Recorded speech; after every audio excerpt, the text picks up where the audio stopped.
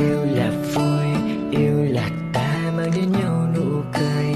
Khi gặp em anh cảm ơn cuộc đời đã cho anh gặp em.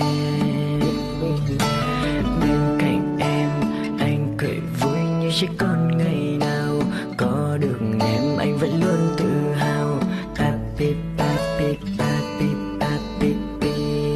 Chỉ cần em cười anh thấy vui. Ta cùng bên nhau trải qua buồn đau.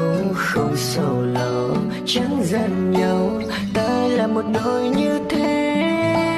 Yêu em lắm, yêu say đắm, chẳng có ai thay thế được người. Yêu em mãi không tranh cãi, anh luôn là người có lỗi.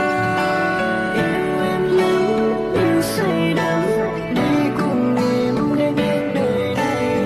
Yêu em mãi không tranh cãi, I love you.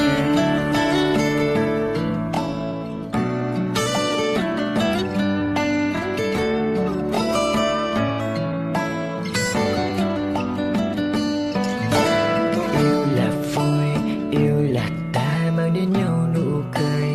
Khi gặp em anh cảm ơn cuộc đời đã cho anh gặp em. Bên cạnh em anh cười vui như chiếc con ngày nào. Có được em anh vẫn luôn tự hào. Papi papi papi papi pi.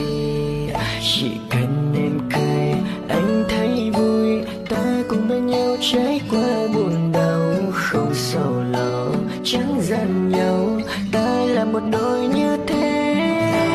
Yêu em lắm, yêu say đắm, chẳng có ai thay thế được người. Yêu em mãi không tranh cãi, anh luôn là người có lỗi. Yêu em lắm, yêu say đắm, đi cùng em đến hết đời này. Yêu em mãi không tranh cãi, I love you. Yêu em lắm, yêu say đắm, chẳng có ai thay thế được người. Yêu em mãi không tranh cãi, anh yêu là